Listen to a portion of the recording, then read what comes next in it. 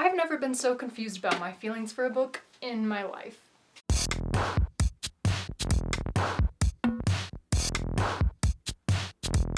I know I'm not the only one who's been anticipating Jennette McCurdy's newest novel, first novel, her debut novel, since her memoir came out a few years ago.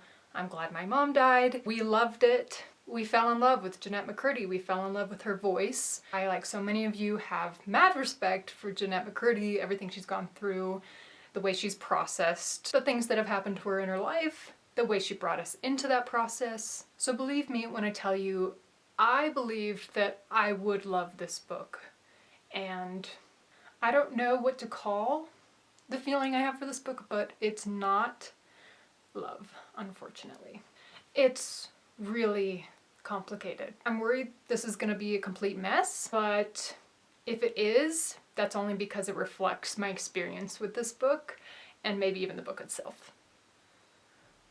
Here we go. Before we get started, my mom has told me that I should start telling people to like my videos and subscribe. So I invite you to like my videos and subscribe. Okay, thank you. Moving on from that immediately. The book is Half His Age, and what it's about is a 17-year-old high school senior living in Anchorage, Alaska, who falls in lust for her creative writing teacher. The book describes itself as being about sex, consumerism, class, desire, loneliness, the internet, rage, intimacy, power, and the oftentimes misguided lengths we'll go to in order to get what we want. A lot to pack into 270 pages. It's also a lot about Waldo, our 17-year-old protagonist's relationship with her mom, which influences a lot of her decisions. You see in here reflected some of the issues that we read in I'm Glad My Mom Died, emotional unavailability, parentification, and it's here that I'll issue a content warning. This was disgusting. This was explicit and gross. I'm not just trying to make a moral judgment there. I mean, some of the things that go on in here are just nasty, and they're supposed to be. We'll get into the problematic nature of that later, but just be forewarned. If you read the first page and it's not for you, stop. It just gets worse. First, I really do want to note what I found good about this book. I don't want to be totally hypercritical. I will say a lot of people complained that it read very fanfiction-y, and while I've never read official fanfiction, I do read a lot of bad books that people also compared to bad fanfiction, and I actually enjoyed the writing style here. I mean, she's supposed to be a 17-year-old girl. She's edgy. It has the same humor that was in I'm Glad My Mom Died. It's dark. I think Jennette McCurdy is a creative writer. It is very stylized. It has a staccato quality to it, I would say, and there's even a moment in the book where Waldo describes herself as preferring kind of a blunt, direct form of writing over maybe purple prose, so that's reflected in Jennette McCurdy's own writing. This could either be a plus or a minus. It's very topical. There are a lot of references to pop culture, to internet culture.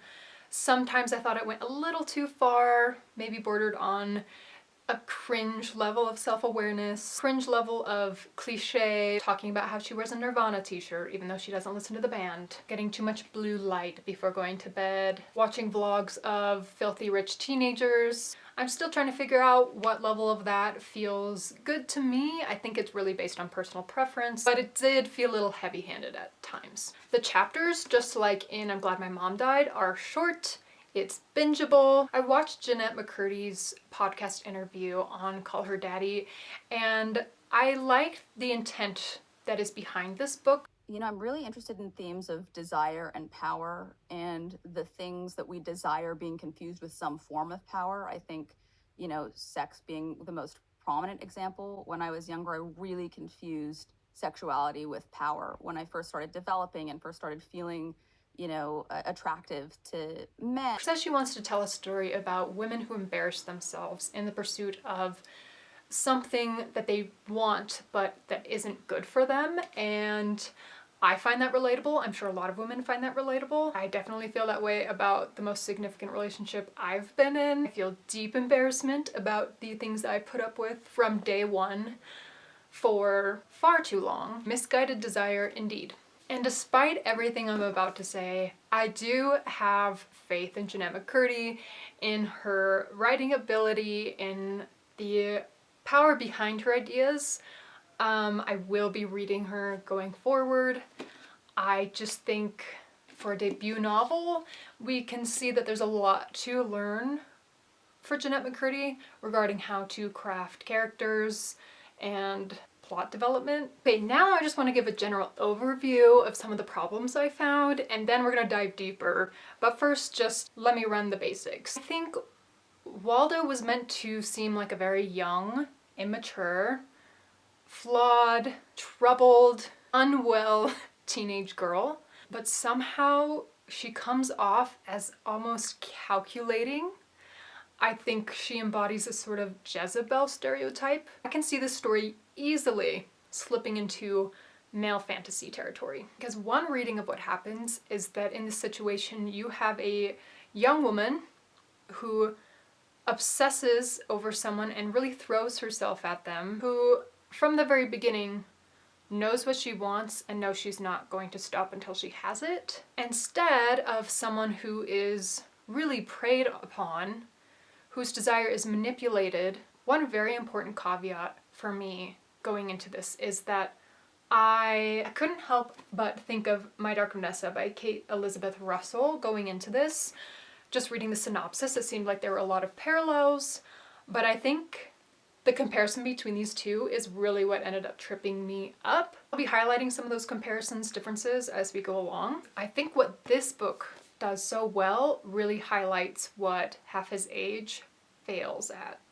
The grooming really is far more obvious. Another issue that you'll see is that I don't think Jennette McCurdy was trying to do this, but in some moments, Mr. Corgi, our older male predator, comes off as a little too sympathetic for my comfort. I think Jennette McCurdy was trying to paint a very morally gray situation, but a lot of the time a lot of her commentary and opinions shine through. So the fact that Mr. Corgi sometimes comes off as morally ambiguous feels problematic. This will all make sense later. I'm just trying to give you an overview. Overall, the characters are not developed enough for me. I never feel sympathetic towards Waldo, which I really feel like I want to in this situation. I think more internal monologuing would have helped. There were a lot of times where she does something or says something and I'm like, where did that come from? One of my theories is that Jennette McCurdy is drawing heavily from an experience that she had when she was younger. I mean, she explicitly mentions this in the Call Her Daddy podcast. In her situation, she was with a man who was a co-worker on her set at Nickelodeon. She was 18. I can't remember exactly how old he is. I want to say 30s. I think that parts of that experience don't translate well onto a relationship that involves a student-teacher dynamic. What Jennette McCurdy went through is still horrifying and traumatic, but there are a lot of mismatched details in the way that Waldo acts or feels that I think apply more to Jennette McCurdy's situation and don't realistically transfer onto Waldo. I think it's also evident from the podcast that Jennette McCurdy has done a lot of processing by this point, a lot of therapy. I mean, we see this even in I'm Glad My Mom Died. She's done a lot of work. And I think the matured, wiser lens that Jennette McCurdy now has gets injected into Waldo, her 17-year-old unwell protagonist, in ways that just don't feel real. This 17-year-old is having some very healthy realizations, which is great for her. And if there's a teenager out there who is as emotionally in the know as Waldo is by the end of this book, good for you. I think y'all are on the internet more now than I was, and maybe you're absorbing some of the good information that we now have more access to about healthy relationships and managing our emotions. But I know that Jennette McCurdy wasn't that way when she went through her toxic relationship, and I wasn't that way when I was a teenager, and so it's hard for me to tell if Waldo is a realistic depiction of a teenager in a toxic dynamic, or if Jennette McCurdy just can't help infusing her with all the wisdom she's gained. In talking about my final issue, I want to mention how a couple of months ago there was a lot of controversy about the cover reveal for Half His Age. Obviously, it's very sexually suggestive. There were some people who, without having read the book yet, jumped to conclusions that it was an inappropriate depiction of a student-teacher relationship. And there were other people, like myself, who wanted to give it the benefit of the doubt. I know there was a lot of controversy about the Lolita covers over the years. Vladimir Nabokov explicitly didn't want certain kinds of images on the cover of his book because he didn't want it to be taken the wrong way, and a lot of people have taken it the wrong way. And they haven't read Lolita and they don't understand what it's really about, and I didn't want to make the same mistake. However, now that I've read it, I do think that the differences between these two covers, for instance, really capture the differences between vibes. My Dark Vanessa does a much better job depicting the turmoil that a young girl goes through after being preyed upon. And this is just too damn sexy. I read a lot of smut. I don't have a problem with it. There's a way to depict the scenes between Mr. Corgi and Waldo in here I think would have been more responsible. The haters might have been right about that.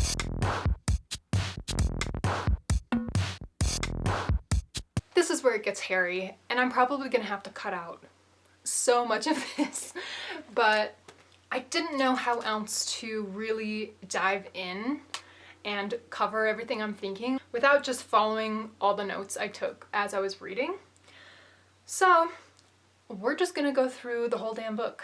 I think the first few chapters, they really paint Waldo as someone who is vulnerable, who has a void to fill. Her best friend sees her as a charity case. Teenage boys that she's hooking up with are boring, and she feels disconnected.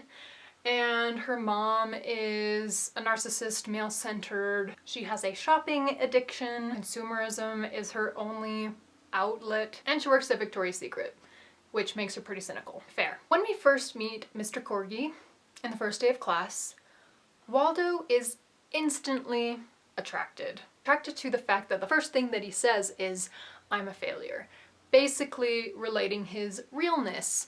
She says that it's not that he's a failure, it's that he admits that he's a failure. He's not masked. Okay, there's a lure there, I get that. But by the end of that very short chapter, she says about her attraction that it's the kind that already knows I'm going to be with him. It just doesn't know how. So right off the bat, she's like, I'm gonna get this man. Contrast that to Vanessa, My Dark Vanessa, who really is clueless, who doesn't show any intention of pursuing her teacher. Something in this that makes Waldo feel a bit calculating. However, in the interim between that class and the next time she sees him, she doesn't talk about him at all, which I found just disconnected me from her character. I think she'd be daydreaming. That seems like what would be realistic to me. But as soon as she is back in class with him, she's fantasizing about him, she's daydreaming, and it's explicit, it's sexually advanced. I think it really reflects porn culture. She says she wants it all, even the gross parts, and yeah, I promise you, she does. She wants the gross parts. Mr. Corgi praises her work in class, but it doesn't feel untoward. It feels just like a teacher is commending a student's good raw work. To me, at least. Waldo really has this habit of saying, like, I know what he's thinking, I know what he's feeling, I can see it in his eyes. And my read on that initially was just like, oh, is she projecting? Like, where's she getting that from? But later on, you'll see that maybe we weren't supposed to think she was projecting. Maybe we were supposed to interpret that as like, oh, he really is sending her little signals and she's picking up on them. It's probably meant to contribute to the whole grooming process, right? Just from what actually happens, how he actually behaves, I can't see that. So I just feel it really does just feel like it's in her head, or that I just can't be sure. Especially because of the extent of Waldo's obsession with him. It would make sense if it was in her head, if she was interpreting or reading into things because of how locked in on him, how much she wants this to happen. That being said, she kind of just leaves it for 6 weeks. Meanwhile, at home, she's like getting off to his Instagram photos. He asks her to stay after class. This is pretty benign. He just praises her work. But then it gets weird. He spots her in Victoria's Secret while she's working and invites her to dinner with his wife, which is weird. And she gives him her phone number. He does eventually call. They have a conversation. You don't really hear the conversation. It's a lot of this is what the conversation was about without actually seeing it, which I wish in a lot of instances in here when they have conversations, it's done this way. I don't know what they actually talk about or what it feels like for them to be talking, and so their relationship never actually feels real to me, but that's another issue. She invites him to go on a walk. He refuses at first, but then texts her later and says, hey, yeah, actually, let's go on that walk. Here, Mr. Corgi has made some mistakes. Do not engage with your student, obviously. And I just want to disclaim right now that when I'm criticizing Waldo's actions, it's either because I find them unrealistic or she's a 17-year-old girl. She's gonna do stupid things, right? And no matter what she does, it's up to Mr. Corgi to resist. End of story, okay? So responsibility is in his court for sure. However, during the walk, Waldo ends up kissing him and he is just shocked. He's like, no, you totally misread this. We could see this as some kind of gaslighting. And then she doesn't see him for like 2 weeks. When she does see him next, it's in his classroom during like a school dance. It's nighttime, they're alone. I hate to put it this way, but she really does throw herself at him intensely, aggressively. While he, for a whole page, says no, no, no, and resists and protests and tries to push her off. And of course, he doesn't do a great job of it. He didn't try hard enough. Feels like some kind of Lolita role reversal, which is gross, but that is exactly what it feels like sometimes, is she's interpreting what he wants. She says things like, I can tell your body wants me. Like, she doesn't have any power at the end of the day. But again, it does, I can see a man reading this and being like, Jezebel. Of course, we don't trust a man's reading of this kind of thing, but still, it just felt weird. And I'm gonna contrast it with this, where Vanessa is manipulated to feel for her teacher. He manufactures her desire. She's uncomfortable with it, but she goes along with it because she's a teenager and she's shy or anxious or has low self-esteem. Have interchanges where Waldo's saying, I came on to you. Mr. Corgi says, it doesn't matter. I should have seen this coming. I'm more than twice your age and I'm your teacher. I shouldn't have invited you to dinner. I shouldn't have gone on the walk. I shouldn't have engaged at all.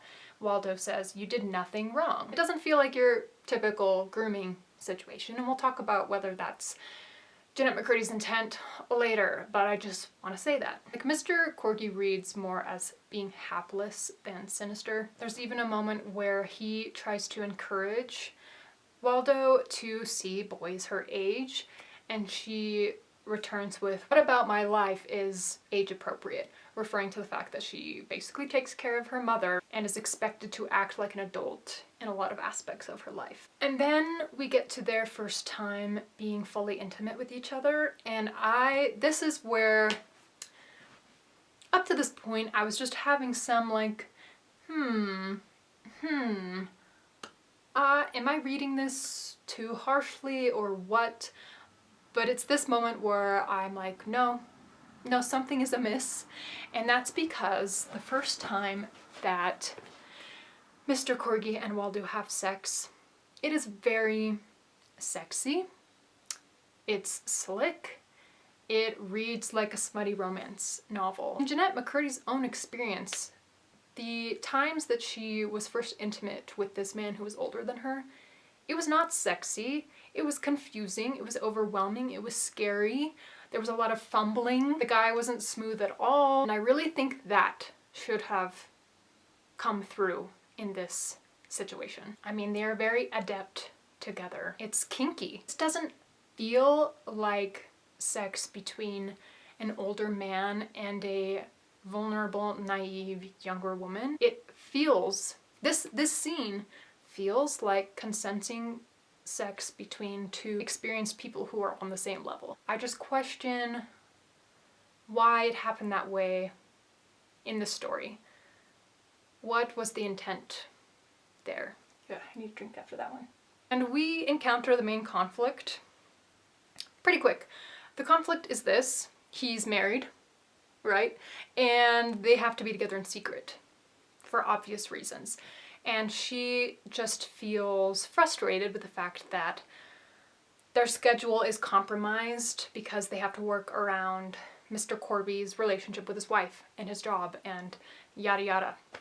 He's a family man. So pretty quick, it becomes obvious that what Waldo has to work through is the fact that he's settling for being second place in this man's life. It has nothing to do with the age gap itself or the problematic dynamics that come about because of an age gap. It has everything to do with the fact that this is a case of infidelity and that they have to do some sneaking around. The age gap does not, at any point that I can remember, and I feel like I was looking pretty closely, cause any feelings of conflict within her.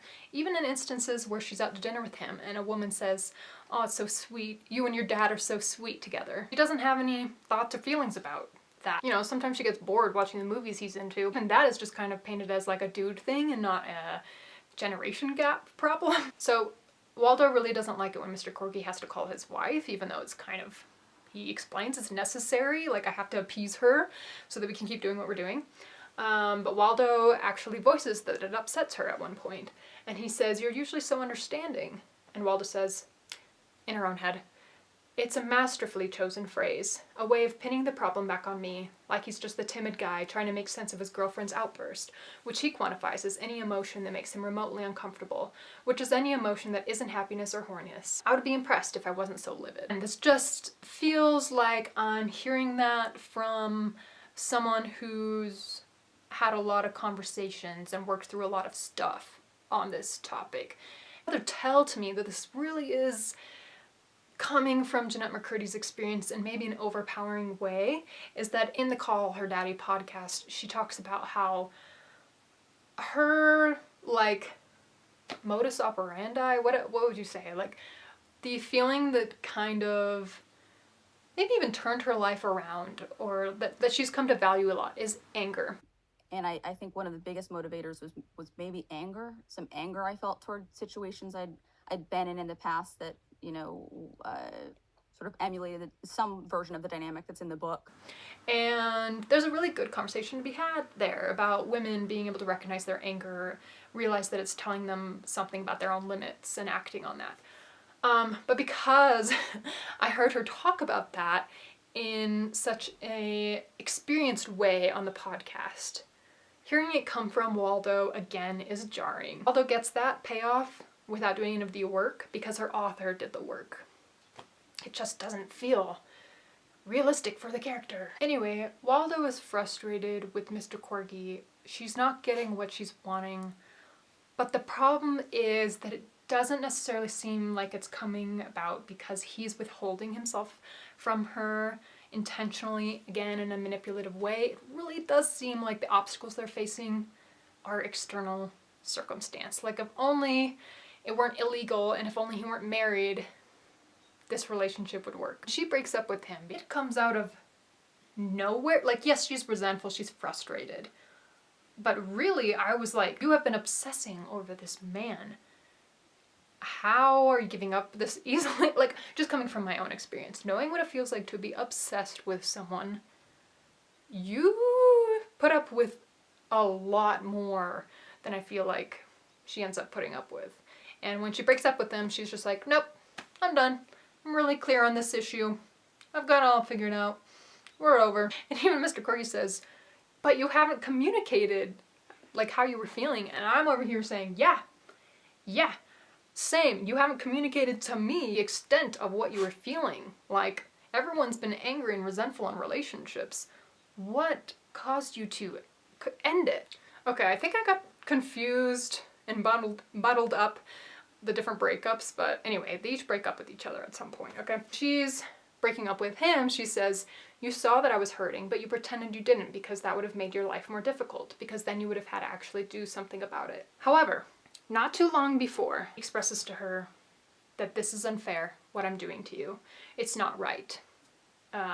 He kind of expresses that he knows that he's hurting her and thus they shouldn't be together, but her response is, I want this, I want you, how can things that are so right hurt me? You know, basically dismissing him again, 17-year-old girl. Still, he did know he was hurting her. They both acknowledged it. She said, I don't care. He still should have broken up with her and just ended it, but yeah. Also, the issue is not that I think she's being unfair, but more that the text seems inconsistent. Just wanted to put that out there. He goes bonkers and writes this really, really, really long text explaining how lost and confused he has been, how he's in a loveless marriage, he's not living the life he wants. Next thing that happens is he breaks up with his wife. He leaves her. He leaves her to go be with Waldo, which is really a testament to his genuine desire to be with her. Let me bring us back to My Dark Vanessa. Mr. Strain is just stringing Vanessa along the whole time. Relates her desires, manufactures them, makes her feel isolated. All the red flags, the hallmarks of genuine grooming, only in the end for her to realize that he was stringing her along. He betrays her. She gets expelled from the school. Like, he did not actually care about her is the point, right? He was using her. But in this story, he blows up his life to be with Waldo. And then she, as soon as he does that, realizes she's not attracted to him anymore. No, you know that thing she really hated, all the sneaking around and the tension and the secrecy? That is what was keeping the passion alive. And now that's gone. And she, from that point forward, is totally cut off from him emotionally. And I hate, and maybe this is the point. If it's the point, good job. I hate that I feel bad for the predator. That, like, he genuinely seems to be so in love and wants to be with her and make it work. Now that she's 18 and she's graduated, and, like, give her what she wants, you know? And then Waldo just becomes so cold. Like, just, you know, in your head, watching from an objective standpoint, you're like, yeah, but he's still a predator, yes. But page by page, in the experience of it, this man is so sad and pathetic. He loses everything for someone who doesn't care about him anymore. I mean, like, Okay, I just want to make it clear that just because someone like Mr. Corgi has good intentions and cares doesn't mean that what he's doing is okay. I'm not trying to excuse him, I'm just saying it's weird that he's written this way. Don't want to feel this way. So then this one little weird thing happens with her mom. I have to mention her mom realizes that maybe she herself has a love addiction, and she starts going to, like, meetings. And in one of the love addiction pamphlets that she's given, it says that the typical signs of love addiction include mistaking intense sexual experience and new romantic excitement for love. This is something that Jennette McCurdy pretty much says word for word in her podcast interview on Call Her Daddy, that she realizes that in retrospect that she had been confusing power and sex. What she really wanted was power. She was feeling powerless. She thought that being with an older, more mature man gave her some kind of power. I don't know if we're supposed to read that maybe Waldo, hint hint, maybe struggles with love addiction a little bit. It's hard to say because she's still a teenager, you know. Emotions are high at that point. I think it would be too soon to say she has a love addiction. That doesn't mean that the help she needs doesn't also coincide with the advice that someone with a love addiction might have. It's funny though, the whole thing about power. At one point, Mr. Corgi says that he loves being with Waldo because she makes him feel young. You'd think that Waldo likes being with Mr. Corgi because he makes her feel more mature, but she echoes what he says. She says, you make me feel young too. And I thought that was weird because that doesn't really fit with what Jennette McCurdy is saying in her own experience, you know, that she confused sex with power. It seems like saying that an older man makes you feel young is kind of saying I feel disempowered a little bit, but I don't know. I don't know what to make of that. I just can't stop interrupting myself. I just wanted to say that, of course, in reality, she is disempowered in this situation, but she doesn't know that yet. She isn't thinking that way yet. So that's why I was confused by what she said. So anyway, with the love addiction thing, her mom goes through this whole spiel talking about how she's realized that she's gone from man to man asking them to fix her heart, but her heart has been broken since maybe before she was born, you know, intergenerational trauma and all that, and that it's up to her to fill the hole in her heart. And I don't know if we're supposed to read that, like, that's where Waldo gets her inspiration for what she does next, or what. If it is, she totally runs with it, because soon she ends up, like, throwing away all her crap, all the fast fashion and makeup and junk that she's bought online. She goes through this cleaning spree. Maybe that's the initial stages of her getting her life together, I guess. And then she's supposed to go on this maybe last-ditch effort to save their relationship vacation to Hawaii with Mr. Corgi. But as the plane is boarding, she's in the bathroom and she just has this, you know, one of her realizations. She says, "My body's instincts are loud, and they're right, and they're appropriate, and reasonable, and they're not a nuisance. They are wise. They are giving me all the information I need." And she leaves. She ditches them. Great. Inspiring. Beautiful. If you're really coming to these realizations, awesome. Like, that's the ideal scenario. Again, just doesn't seem realistic. Okay, that reads like an Instagram quote. And then the last chapter, which is yay big, she is driving away, ignoring Mr. Corgi and her mom's phone call. She's going on a little solo find yourself vacation, and she says, "Maybe it's all the same. Corgi and pants and YouTube and makeup and sweaters and junk food and sex, maybe they're all just distractions from me. But right now, me feels okay. No chaos, no turmoil, no endless list of wants. Right now, I don't want for anything." That's nice. Maybe a little too nice. Maybe. That's the end of the book. That was a lot. Things I missed that I just want to mention. At one point, she says she's not on TikTok. I don't believe you. You are chronically online and you are on TikTok. Also, at one point, Mr. Corgi criticizes her for still working at Victoria's Secret, and he's like sassy with her and says, "What? Oh yeah, you're learning so many life lessons working at Victoria's Secret." And she's like, "Actually, yeah, yes I do. I'm learning about consumerism and the loneliness of women and the human condition." That's quote for quote. Does a lot of unhinged things. She says nothing turns her on like a man who isn't there. She breaks into his home and does nasty things with his cologne bottle. When she sees him in public, she runs to the bathroom and touches herself, quote, with her nasty chili cheese fingers. Couldn't have used the sink first. And then there's the Saltburn scene. I really do feel like this encapsulates the euphorification and the saltburnification of literature. Which, whatever, in real life, do what you want. But, like, again, consider who these two people are. This read as way too kinky. I left out so much. I was writing notes every other page.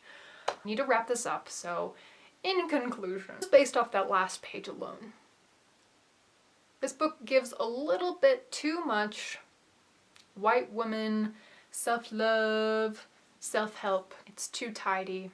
And I don't feel inspired. I feel annoyed. I feel a little bit insulted because me and the rest of the women that I know, it was not this easy for us. Jennette McCurdy really wanted this to be nuanced, not preachy, in her own words, but it really did end up coming off that way to me. It came off that way to me in instances that I didn't appreciate, but wasn't there enough for me in instances I think it was necessary, especially the age gap situation. Jennette McCurdy also mentions how she liked writing through Waldo's point of view because Waldo is just more brave and more confident than Jennette McCurdy ever was when she was that age. I understand this being a good therapeutic exercise, you know, saying and doing what you wish you had done when you were a teenager. However, there's a reason why she didn't act and behave the way Waldo did when Jennette was in this situation. It's because teenagers are not this wise. They are shy, they are scared, they are overwhelmed. They're not this confident. You know, that is a really important part, should be a really important part of the young woman in this dynamic, in their point of view. Also funny because in the podcast, Alex, the interviewer, says how she was also in a similar situation and how, you know, when you're that young, you're too young to recognize the power imbalance. But then Jennette McCurdy says, well, actually, you know, there are a lot of micro moments of realization. But I wouldn't say that Waldo's realizations are micro moments of awareness. I don't mean that she's not having moments of awareness. I just mean they're not micro. They're more like these giant epiphanies that most women spend years in therapy in order to arrive at. Jennette McCurdy said she wondered about maybe like adding a chapter in years later where Waldo's reflecting on her experience, but that Jennette felt it was really important to just stick in Waldo's experience now. But I think that meant for Jennette that she had to kind of wrap it up somehow in that moment, in this freshly out of this bad relationship. And I just don't think that's how it works. I think Alex was right in that interview that, like, as she says herself, she still finds herself romanticizing that situation, knowing that it's bad for her. One of the reasons why this works so well is that you're going back and forth between Vanessa's experience while she's in this terrible relationship with her teacher versus years later, she's all grown up and Me Too is happening and she still doesn't recognize that she was abused, that she was manipulated. And so it's kind of her coming to terms with that years later, and it just shows how deep the manipulation goes. Half His Age had none of that. I think I've said everything that really needs to be said. I don't know if I said it clearly. I know I didn't say it succinctly, but I just want to thank you for sticking around, for hearing me out. I promise you that my critique comes from a very earnest place. If I'm wrong, I want to hear how I'm wrong. I want to know how I might be. I mean, I don't want to be this confused. So if you can clear it up for me, that would be great. Don't forget to like and subscribe and stick around. I'm sure you want to hear more about what's going on up here, so make sure to come back. Thank you so much. Bye.